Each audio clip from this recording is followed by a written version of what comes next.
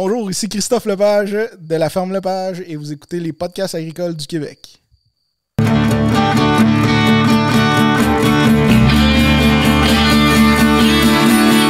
les podcasts agricoles à la vie, comme à l'école, on se parle de bricoles, de choses anticoles.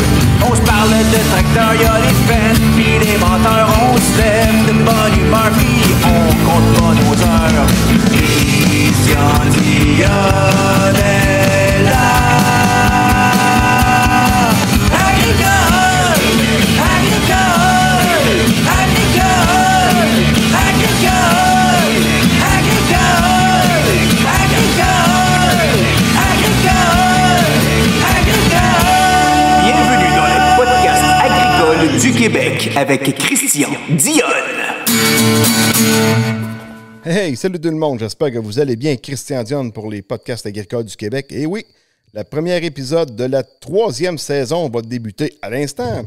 Et puis, pour la nouvelle saison, je vais faire un podcast aux 2 semaines à la place de chaque semaine. Mais si vous voulez en avoir un à chaque semaine, de ce cas-là, je vous conseille d'embarquer sur mon Patreon à patreon.com/podcast agricole au pluriel. Là-dessus, il va y avoir un podcast par semaine. Fait que, voyons, inscrivez-vous, abonnez-vous. 4 piastres par mois, c'est pas si cher que ça. Allez, aujourd'hui, j'étais avec Christophe Lepage de la ferme Lepage, située à Saint-Félix-de-Quinzé, c'est ça? Oui, exact. Yes. Ben, salut Christophe, ça va bien? Salut Christian, oui, ça va très bien, toi? Good, ben oui. Hey, écoute, moi, tu sais, dans les podcasts, j'aime ça faire découvrir du monde. On a une nouvelle production qu'on va découvrir aussi à soir que moi, j'ai jamais connue encore, venue jusqu'à date, qui se trouve être l'agneau que tu fais. La production vine. Fait que tu vas nous expliquer un peu ton cheminement de vie, tu sais, où c'est que tes racines agricoles, on peut avoir débuté et tout, puis je te laisse parler. Vas-y. Ah, c'est bon. Dans le fond, moi, curieusement, je suis pas issu du milieu agricole. Je suis né en ville, à Laval. Je viens de là-bas. J'ai pas de famille dans le milieu agricole. J'ai grandi là jusqu'à 17 ans, où je suis parti pour aller à l'ITA de Saint-Hyacinthe. Donc, je suis parti pour étudier à l'ITA. C'est là que j'ai eu la chance que mes parents ont embarqué un peu avec moi. Fait que là, tu étais à Laval. Ouais. Pas de racines agricoles. Non. Puis tu t'es levé un matin, je m'envoie à l'ITA. Ouais. T'avais-tu de la famille qui avait une ferme ou pour. Non, aucune famille, tu sais. Mon grand-père a déjà été maraîcher, mais tu sais, quand mon père était vraiment jeune, fait que j'ai jamais connu ça. J'avais jamais vraiment été sur une ferme non plus. Mais je suis rentré au secondaire, là, secondaire 1 ou 2, tu m'as demandé qu'est-ce que tu veux faire. Ben, je voulais être fermier ou bûcheron. OK. Fait que ça a fini que je suis rendu agriculteur. Fait que c'est ça. Moi, c'était ça que je voulais faire. Fait que effectivement, j'étais le seul de Laval qui partait pour s'en aller étudier à l'ITA. Il n'y avait pas grand monde dans ce coin-là qui s'en allait là. Fait que quand j'ai décidé de partir à Saint-Hyacinthe, ben, mes parents ont décidé d'embarquer dans le projet. Fait qu'ils ont vendu leur maison à Laval. Puis ils ont acheté une fermette à Saint-Félix-de-Quinzé. Ah oui, OK. C'est là que ça a commencé, la ferme Lepage. Fait que c'est mes parents qui ont acheté une fermette. Puis moi, j'ai travaillé à l'extérieur en finissant l'ITA. J'ai travaillé dans les semences, les engrais. Puis après ça, j'ai tombé chez Stéphane Roy, là, à Fermesse-Roy. J'ai travaillé là, qui est à côté de la ferme. Puis en 2016, j'ai racheté le troupeau de mes parents. Puis en 2020, j'ai racheté les terres puis tous les bâtiments. Ah oui, OK. Mais là, on parle de quelles années quand tu étais à la LITA? 2008. Ouais, je suis parti de Montréal en 2008. J'ai commencé l'ITA en 2008. Ouais. OK. Fait que, OK, tu étais à la LITA, puis vous autres, à aller dans l'agneau, c'est parce qu'il a acheté une fermette, puis c'était déjà de l'agneau qui était dessus? Ou, oui. C'était abandonné. C'était abandonné. Les bâtiments étaient vides depuis plus de 10 ans, quand on est arrivé là. Pourquoi le mouton? Dans le fond, on a regardé plusieurs productions. En ayant des bâtiments vides, on a regardé ce qui était possible de partir. Faut savoir aussi que les premières années, c'est ma mère qui était bergère. Donc, c'est elle qui s'occupait des animaux. Fait qu'elle, les vaches, ça ne le tentait pas. Fait qu'on a opté pour les moutons. Puis, on est bien content là-dedans. On avait regardé plusieurs choses. Plusieurs différentes productions. Puis, on a fini avec ceux-là. On est bien content d'être dans la production vine. Là. OK. C'est le fun quand même que tes parents aient fait ça. Mais je veux dire, ils ont quitté leur job, dans le fond, pour... oui puis non. Tu sais, ma mère était secrétaire juridique, mon père est informaticien. Ma mère a quitté son emploi pour devenir bergère à temps plein. Okay. Mon père, son emploi, ben, fait qu'il peut être en télétravail à temps plein. Donc, il avait son bureau à la maison. Donc, il a continué son emploi là, jusqu'il finit cette année là, pour sa retraite. Là, mais il a toujours travaillé de la maison quand même. Okay. Il aidait ma mère quand elle avait besoin, puis il aidait pour les travaux au champ. Là. OK. Quasiment les premiers balbutiements du télétravail, quasiment. Là. Ouais, ben. Ça, on entend.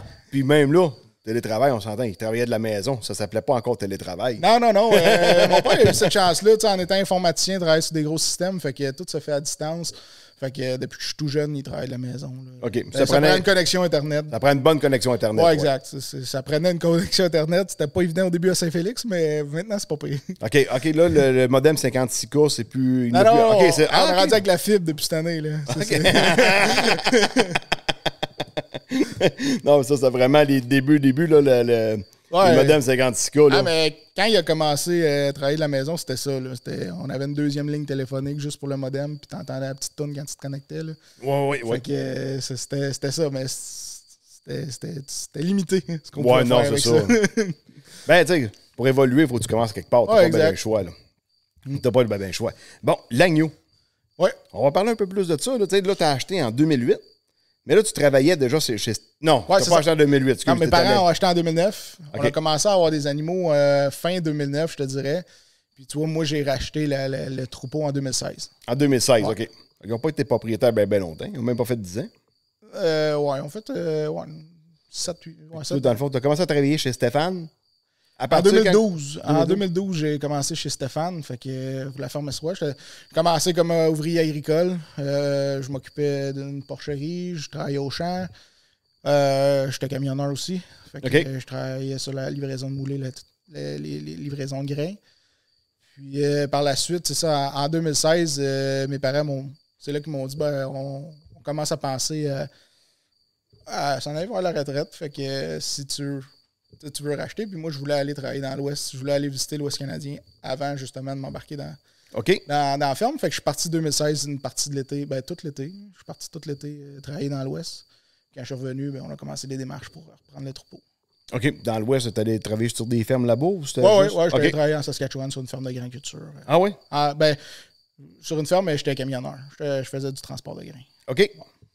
Avec des trucks qui se vident par en dessous? Oui. Eux autres, il y a rien qu'au Québec qu'on a des dompeurs. Partout ailleurs, là, c'est tous des trucks qui se vident par en dessous. Tous des bitrins qui se vidraient par en dessous. Oui, des belly dumps qu'ils appellent. Oui, exact. Et ça, on en voit un. C'est quoi ça? Ouais, pourtant, ça va tellement bien.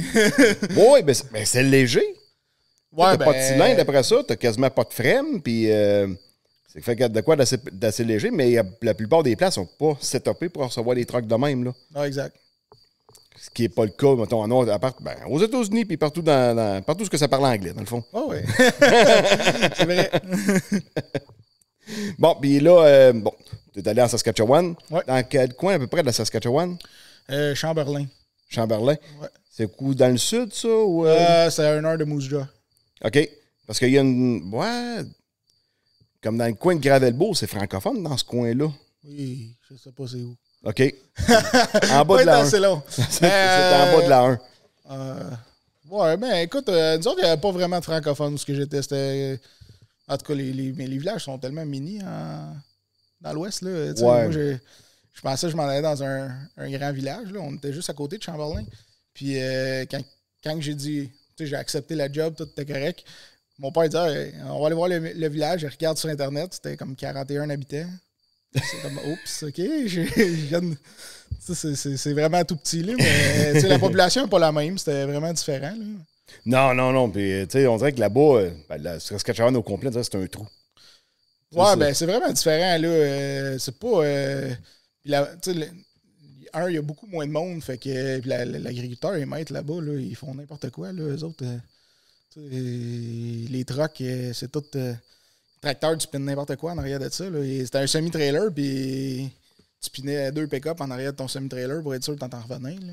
Oui. Ouais, puis ils ont le temps de traverser l'autoroute puis d'aller presser le foin entre les deux travées d'autoroute. Ouais. Parce qu'il n'y a pas de viaduc là-bas, là. Non, il n'y a pas de viaduc, puis même... je pense que c'est la deuxième journée que j'étais là. Il me dit, on va aller chercher un tracteur. Fait que, on va chercher un tracteur. Là-bas, il n'y a pas de tracteur à frame solide. C'était désarticulé. Fait que tu pars avec un articulé roue double. Mais là, ça faisait 1 heure qu'on était parti de la ferme. Puis on s'en allait au dealer. Puis il me dit, tu vas revenir. Ouais, mais c'est la première fois que je suis ici. On passe par où? T'sais? On a passé l'autoroute. Tu prends le même chemin. Fait que là, j'avais... Deuxième journée, je suis là-bas. T'avais 2 heures d'autoroute à faire en tracteur, articulé sur sa voie, là. Tu te promenais. Puis tout le monde se tassait. C'était normal. Je ferais pas ça ici. Non. Non. Non. Puis, tu sais, une fois, j'avais dépassé un tracteur sur l'autoroute, puis là, je regardais ça. Voyons. Il n'y a pas d'hydraulique en arrière. Non, ça, c'est vrai. Puis même un tracteur solide, là, pas un articulé. Un articulé, c'est optionnel. Mais, tu sais, mettons, sur un Magnum ou un 8000, mettons, quelque chose de même, pas d'hydraulique en arrière. T'sais. Les autres, c'est une option. C'est une option. Mais le hook, par exemple, pour le slingshot, là, pour les déprendre, ça, c'est standard. OK. En tout cas, où ce que j'étais, c'était standard. Là. Tout le monde avait une grosse sling sur son tracteur. Fait que là, t'as passé ton été là. Ouais. T'es revenu chez vous et pour acheter la ferme et retourner travailler chez Stéphane. Ouais, exact. Je suis revenu, puis je suis retourné éventuellement, je suis retourné chez Stéphane comme camionneur. OK. On a fait on a développé son département des animaux vivants. Fait que c'est moi qui s'était organisé avec ça, puis c'était moi qui transportais ces animaux. Puis en même temps, ben c'est ça. J'ai repris le troupeau complet de mes parents, puis je me suis parti là-dedans. Parce que moi, du mouton, là, de l'agneau, je veux dire, en tout cas, c'est peut-être moi qui ai mal fait, mais tu sais, j'en ai jamais vraiment mangé de l'agneau. Ça se peut-tu que ce soit pas vraiment dans nos coutumes ou quoi que ce soit? Moi, je me souviens pas d'avoir ma mère, que ma mère nous préparait de l'agneau tous les semaines, mettons. Du bœuf, du porc. T'sais, on était producteurs de lait, fait que dans ce temps-là, on avait tout le temps de la viande hachée dans le congélateur. Là. C'est sûr que c'est une viande qui est pas un peu moins utilisée par les Québécois, mais c'est une viande qui est plus de luxe. Je veux pas. L'agneau, c'est pas une viande qui est la plus économique à faire au kilo. Là. Fait que c'est une viande qui coûte quand même très cher. Fait que c'est pas la viande que tout le monde va manger toutes les semaines. On a aussi coutume du vieux mouton qu'on mangeait, qui goûtait à la laine, qui avait passé 10 mois dans le parc en arrière de l'étable. Fait que c'était pas un bel agneau comme tel. Fait que on a souvent ce souvenir-là. Beaucoup de monde ont ce souvenir-là. Ou on le souvenir de l'agneau de la Nouvelle-Zélande, qui est un agneau beaucoup plus vieux, beaucoup plus goûteux. Fait que ils se disent, ah non, ça goûte la laine. Ça goûte pas la laine, un agneau, là, by the way. Mais il y a beaucoup de monde, on l'entend souvent, ah non, moi j'aime pas ça goûte la laine. Moi, j'ai jamais goûté de la laine. J'en ai jamais mangé de la laine. Ça fait penser, à un moment donné, j'avais goûté à du lait de chèvre, puis en tout cas, la batch que j'avais pognée à l'épicerie, c'était vraiment pas terrible. Il y en a un qui me dit, ouais, moi aussi j'ai goûté, ça goûtait le bouc. T'as dû frencher un bouc, oui. C'est ça, exactement, tu sais. Fait que c'est un peu différent. Puis, tu sais, l'agneau, c'est une petite bête, hein. Tu sais, on parle d'une carcasse là, de 55 livres, 60 livres.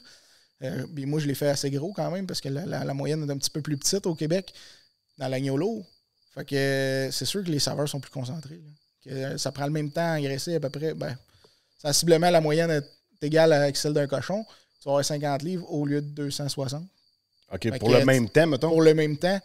Fait que c'est sûr que les saveurs sont beaucoup plus prononcées. Puis tout ça, c'est une viande qui va être plus goûteuse que le bœuf aussi. Fait que c'est pas c'est pas tout le monde. C'est une viande qui est plus grasse aussi. C'est une viande... C'est difficile à dire, mais c'est une viande qui est plus sec, une viande qui est plus dure, mais plus grasse aussi. Fait que t'as des... Tu sais, faut ta face cuire comme il faut. C'est pas une viande qui se mange très cuite, à moins que ce soit un braisé ou de quoi de même. Mais tu sais, quand on fait les steaks, les côtelettes, tout ça, si tu le fais trop cuire, c'est sûr qu'elle va être dure. OK. Fait que c'est pour ça les gens, peut-être, un petit peu, ont de la misère à l'apprêter aussi, là. Fait que sont pas habitués à ça. Fait que l'avantage que nous, on a, la plupart de nos clients passent en boucherie, fait qu'on est capable de les conseiller. Fait que d'habitude, ils reviennent. Oui, parce que à la boucherie, le port des rois, il y a un frigidaire, tu sais, de ferme Lepage, là, où tu vends de l'agneau là-dedans. Là. Oui, exact. Puis pourquoi l'agneau? Pourquoi que... C'est-tu parce que un mouton qui a passé un an, c'est pas mangeable ou... Ben, c'est un peu comme n'importe quoi, là, tu sais. C'est sûr, si tu prends une vieille vache, elle va être plus stiff. L'agneau, ben, tu vois, au Québec, il y a comme 3 divisions de l'agneau. L'agneau de lait, l'agneau léger, l'agneau lourd. Okay. L'agneau de lait, il n'y en a pas beaucoup. Là. C'est vraiment du petit agneau là, en bas de 50 livres. Ensuite, l'agneau léger, 50 à 80 livres. C'est l'agneau qui passe tout à l'encan. Donc, oui, il y a plusieurs ethnies qui vont prendre juste l'agneau léger. Fait que du plus petit agneau. Sinon, en général, celui-là, on peut le passer à l'encan. Si on passe 80 livres, il faut le passer par l'agence de vente. On tombe dans l'agneau lourd. Donc, on passe par la fédération pour le vendre ou en marchand direct comme je fais. Puis, ça, c'est plus l'agneau de marché qu'on va retrouver. Les pièces sont plus généreuses, si on veut, là, sont plus le fun. Puis, la moyenne au Québec, je ne vais pas regarder les dernières statistiques, mais on est autour de 5 mois la bête. Nous, on travaille un petit peu plus jeune que ça.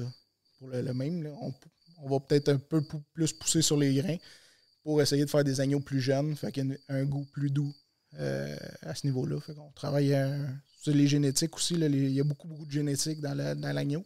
OK. Contrairement à la production porcine. La production porcine, tu as 3 races au Québec. Là, en général, tu as quelques petites races archaïques, on peut dire, là, qui sont pas archaïques, mais artisanales. Oui, OK, oui. Puis, tandis que dans le mouton, tu as genre 35 races.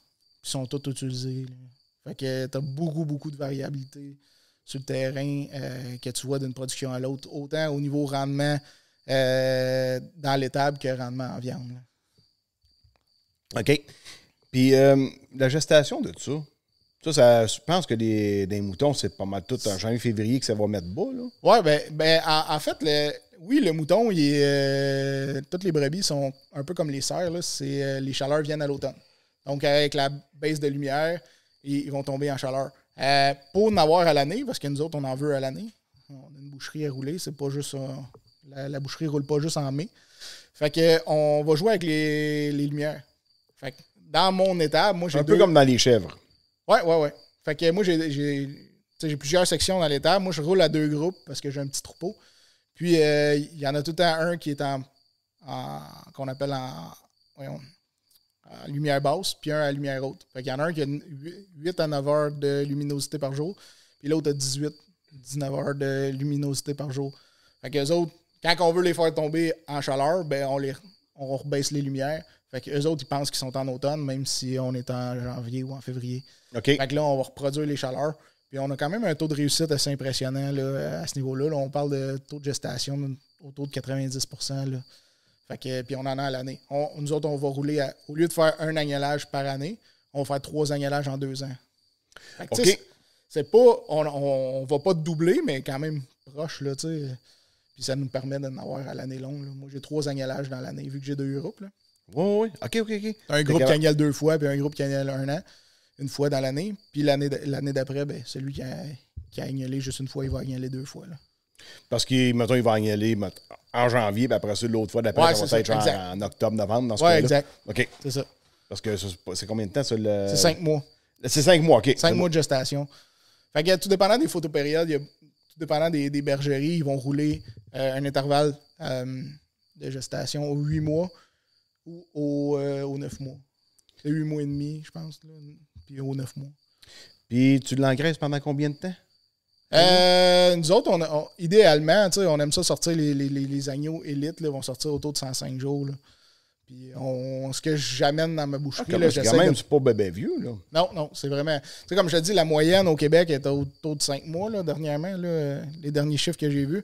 Mais nous autres, on essaie d'être autour de 105 jours, puis les plus vieux vont être autour de 135. OK. On sélectionne nos animaux pour les avoir plus jeunes. Fait on voit une petite différence au niveau du goût. Là. C'est sûr que ça dépend tout le temps comment on l'apprête. Là. Qu'est-ce que tu lui donnes à manger, tu veux dire? Oui, exact. Ouais, ça va faire une grosse différence. Parce que ça mange quoi principalement? Du foin? Parce que c'est un ruminant, ça. Oui, c'est un ruminant. Fait que c'est foin moulé. Foin moulé. Ouais. La moulée complète? Ouais, moi, j'étais avec une moulée complète. Justement, on a des petits bâtiments. Je travaille à l'extérieur. Fait que je veux que justement, ils sortent assez vite. Puis je veux un agneau jeune pour ma boucherie. Fait au lieu de travailler avec un maïs supplément qu'on ferait des agneaux en 5 mois, ben je préfère faire des agneaux en 105 jours, 110 jours. Puis que même si mon coût d'alimentation coûte un petit peu plus cher, c'est... Oui. Puis la moulée, t'as fait-tu faire par Stéphane? Non. Parce que je sais qu'il était tout équipé pour Ouais, mais... oui, mais on n'a pas vraiment de recette. J'ai pas de nutritionniste qui était là-dedans. Fait que je vois plus avec j'ai un feedman, comme tout le monde. Okay. J'ai un feedman de la moulée, la meunerie. Aussi, c'est pas des grosses quantités nécessairement. Là, dans l'agneau, moi, un troupeau là, j'ai 140 brebis. On parle d'à peu près 35 à 45 tonnes par année de moulée. Là. C'est pas un gros volume. Là, fait que des fois, c'est plus dur de te faire des recettes de moulée que tu vas changer selon les ingrédients et tout ça que d'acheter la moulée déjà faite. OK. Avec une recette garantie. Je vais faire mon Sherlock Holmes. Achète ça chez Ducharme? Non. Non? Oups. Non. Rien que juste pour expliquer, c'est parce que Christophe il est venu avec Justin Chabot qui travaille chez Ducharme. C'est juste pour ça. Mais en tout cas, non, c'est bien correct, là. Mais en tout cas, je te demanderai pas ce que tu l'achètes, là. On n'est pas ici pour partir une guerre. Et puis là, à cette heure, tu fais plus de troc? Non. C'est ça. Dans le fond, j'ai fait du camionnage, du transport d'animaux là, jusqu'à 2020, mettons 2019, là. Fin 2019. Jusqu'à temps que... J'ai plus le temps. Ouais, mais t'as plus de temps, mais il y a eu un autre projet qui est arrivé entre-temps. Ouais, c'est ça. Là. Dans le fond, il est arrivé un autre projet aussi. Ça fait longtemps qu'on en parlait, en travaillant avec Stéphane, Stéphane Roy, qui est une ferme porcine. Il est déjà passé au podcast. Oh, il est déjà passé au podcast. Puis le party, on l'avait fait. C'est toi qui avait fait de manger. Le party s'est fait à Fermesse-Roy, le à barbecue le podcasts. Port des Rois. Dans le fond, c'est ça. Moi, j'ai parti le projet de la boucherie avec Stéphane. Ça a parti en 2019, en fait. Ça fait longtemps qu'on en parlait. Moi, j'ai toujours eu une petite salle de découpe chez nous. Je faisais mes cochons pour moi, mes transformations, mes choses. J'ai toujours bien aimé ça, la transformation de la viande, la bouffe. Puis faire du barbecue aussi. Ouais, exact. Le barbecue aussi. Fait que on en faisait souvent à la ferme. Puis à un moment donné, ça a tombé qu'on a eu de plus en plus de demandes. Fait qu'on a dit, bon, on se met-tu à découper puis en vendre un peu de viande. Fait que là, ça vaut la peine, tu sais. On va prendre le... Moi, j'avais déjà ma salle de découpe. Il manquait pas grand-chose pour être certifié ma PAC. Fait que je dis, je vais la convertir pour qu'elle soit certifiée ma PAC. OK. Fait que il fallait juste que je fasse un recouvrement de plancher. Fait que on fait ça, puis on commence à découper. Fait que on a commencé à découper, mais là, on s'était dit, on va faire un ou deux cochons, un ou deux agneaux, tu sais, par mois, puis... Mais c'est ça, ça a parti un peu plus vite qu'on pensait. Fait que là, c'était rendu qu'on faisait toutes les semaines, on découpait. Là, j'avais le transport de cochons. Moi, la salle, j'avais une salle, là, mais c'était pas gros. Là. Fait que, on avait 12 par 12. On avait un frigo qui avait 6 par 8. Une chambre froide, une chambre réfrigérée. Oui. Fait que ça n'a pas été long qu'on ait été obligé d'agrandir et de bâtir le Port des Rois là, comme on le connaît aujourd'hui. Non, mais ça, tu n'avais pas le choix. Là, parce que là, c'est rendu quasiment ta principale job, là, t'occuper de le... Ouais. J'étais à temps plein aussi. Je travaille encore pour la ferme Espoir. C'est rendu le Port des Rois que je travaille là, maintenant. Là. Oui, c'est ma job qu'on dit extérieure. Là. Je suis là à temps plein. C'est sûr, ils ont fait toute la découpe aussi de l'agneau qui se fait là. Les transformations aussi se font là en même temps. Fait que on est là. Mais je fais ça à temps plein, là, à cette heure la boucherie. Là. Puis, mettons, les produits comme les saucisses à poutine, c'est toi qui crée ça ou c'est. Ouais, majoritairement, là, je suis pas tout seul là-dedans. Là. On a des gens. Ouais, il y a une équipe. Des gens qui nous aident. Il y a beaucoup de. Tu sais, dans les plats transformés et tout ça, il y a beaucoup des recettes que moi j'avais à base d'agneau avant, qu'on a transformé à côté porc pour justement la facilité, puis c'est plus accessible pour tout le monde. C'est pas tout le monde qui mange l'agneau. Oui. Puis, parce que dans le fond, la ferme Lepage, mes parents, on a fait du marché public pendant plusieurs années. Fait qu'on avait déjà une salle de transformation aussi, qui était la salle justement où ce qu'on a découpé. On faisait déjà des mets préparés. On en faisait quelques saucisses. C'est sûr que c'était pas des grosses quantités là, comme on fait maintenant. Mais on en faisait. Fait que on avait tout le temps cette base-là. On avait une base de recettes. C'est sûr qu'on en a développé beaucoup aussi là, avec le temps, là, parce qu'on est rendu avec je sais pas comment de sortes, là, mais on en tient 30, là, mais il y en a beaucoup qui sont pas tout le temps dans le congélateur. Fait que Je sais qu'au party qu'on avait fait, les saucisses à poutine étaient sold out. Ouais, ça se peut. Ça arrive des fois qu'on se fait avoir et qu'on en manque, là, mais on essaie de faire un roulement aussi. Parce que il y en a pour tous les goûts, des saucisses. Il y en a qu'on tient quasiment tout le temps, mais j'ai 30 places dans le congélateur. Fait que on fait du roulement. On a 5 tablettes de 6 sortes. Puis il y a des sortes qui sont là, qui sont plus là. Puis peut-être en total, on doit avoir 45 sortes. Là, OK. Ouais, des fois, il y en a qui. Bon, que tu refais pas, tu fais une autre recette. Puis. Ouais, exact. Il y en a qu'on fait par saison. Il y a des saucisses que. Tu vois, il y a des saucisses qui vont mieux au printemps. Au printemps, c'est nos plus gros vendeurs. Mais le reste de l'année, on n'en vend pas. Okay. C'est la saucisse jambon érable. Dans le temps des cabanes à sucre, là, ça sort. Puis après ça, c'est plus tranquille. Fait qu'on l'a pas tout le temps. Des fois, on va la changer. Après ça, c'est une saucisse qui est. Je sais pas, une saucisse taille qu'on fait pas tout le temps.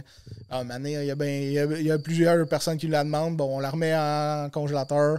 On va l'avoir sur les tablettes pendant un mois et demi. Puis on change. Là. C'est sûr qu'il y a des saucisses qui sont pas mal tout le temps là qu'on n'en manque pas. Là. Oui.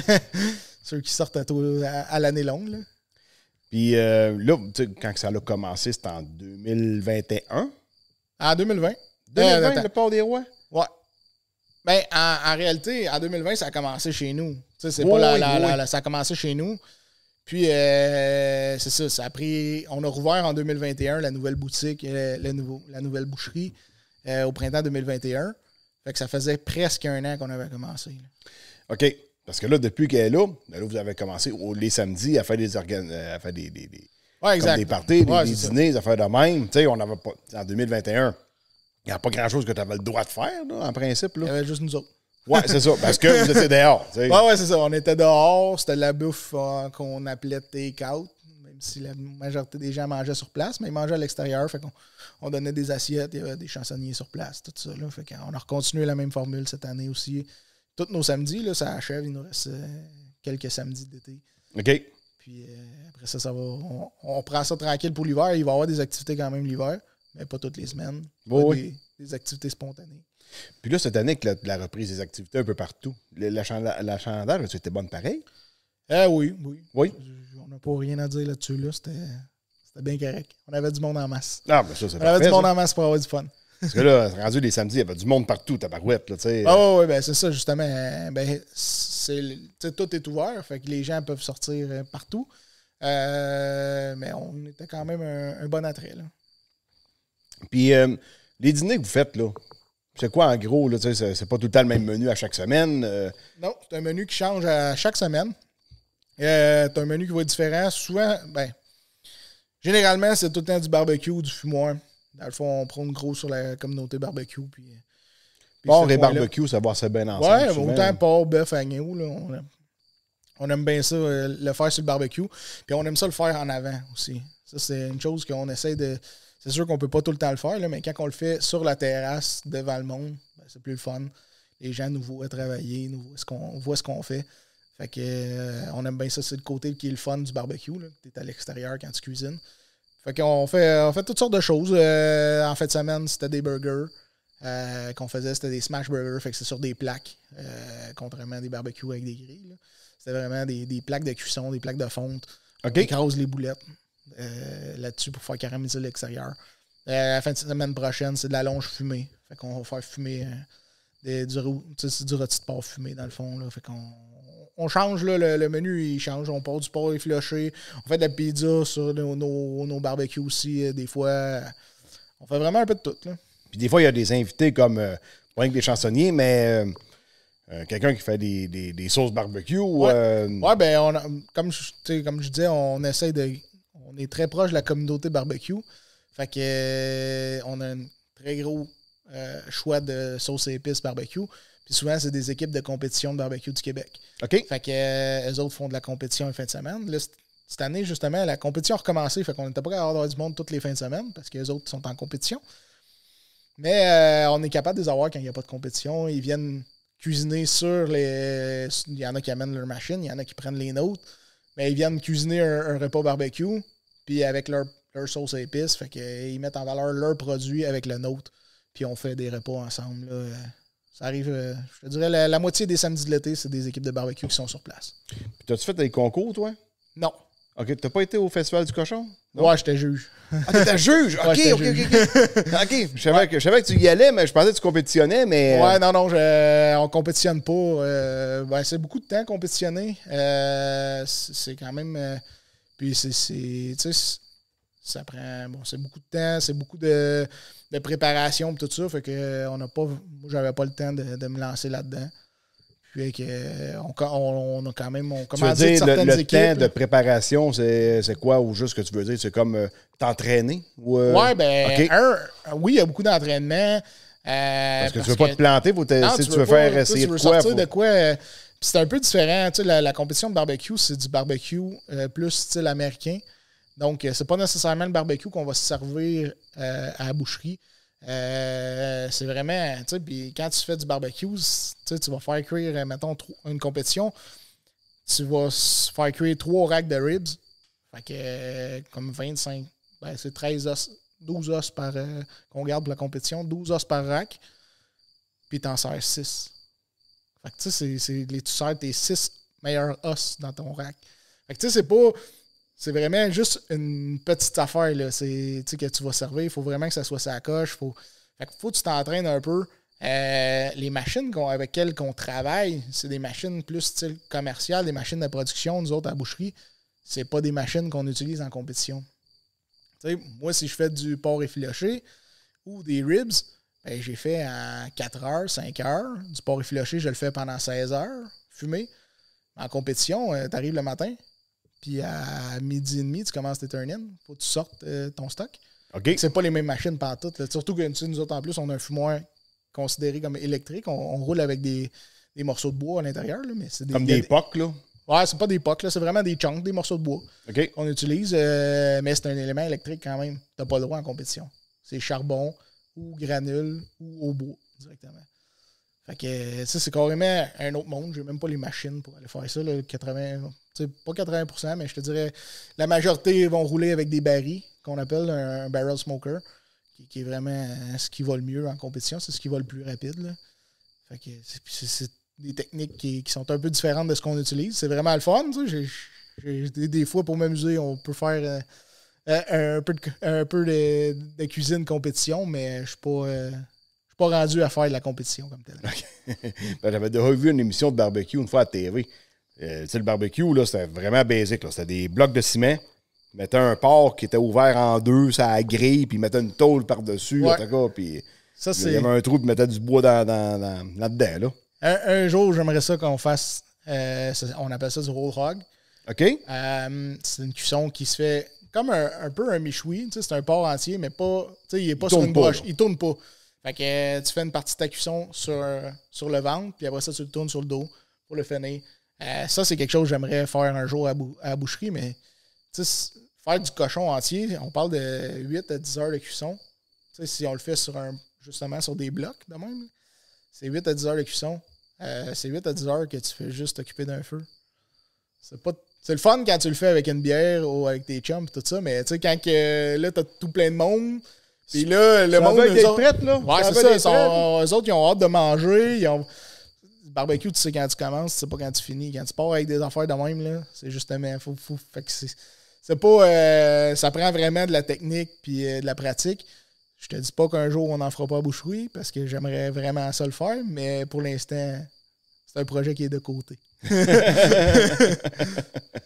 Parce que, tu sais, on connaît souvent les michouis, mais tu sais, le roll rug, comme que tu appelles. Le roll rug, ouais.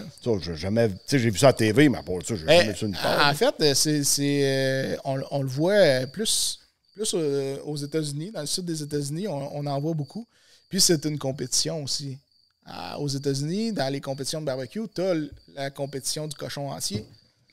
Puis les autres vont le faire. Puis ça, c'est une compétition qui est vraiment impressionnante. Là, quand ils servent le cochon, parce qu'on appelle ça le turn-in, là, quand tu vas le porter au juge, le cochon entier est servi sur un plateau de fruits. Là. C'est impressionnant. Là. Tout l'ouvrage qu'il y a là-dedans, puis quand ils le font cuire, avant de le faire cuire, parce que ton cochon, il faut qu'il soit entier quand tu passes à l'inspection des juges. Puis après ça, il faut que tu rouvres les parties à l'intérieur, parce que chaque partie ne cuit pas le même temps. Fait que tu veux défaire tes parties pour qu'ils puissent cuire plus vite. Puis normalement, tu le fais pas cuire dans une compétition. Parce que c'est pas évident, là, un cochon entier de même, faut que tu fasses cuire les côtelettes puis faire fumer le jambon sur la même pièce. Non, c'est ça. C'est pas le même. Non, mais c'est pas le même temps. Tu sais, justement, faire cuire la fesse, qui est normalement. Moi, quand je fais cuire une fesse désossée sur mon poêle à méchoui, c'est 5 heures. Si je fais cuire juste une longe, ben sur un barbecue, je le fais en 35 minutes.